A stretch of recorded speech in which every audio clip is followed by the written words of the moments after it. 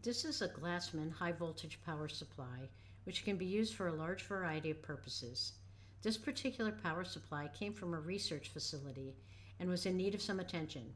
We performed a rebuild on the entire system, and as seen in the video, we attached this power supply to our high voltage linear load and fully ran the output.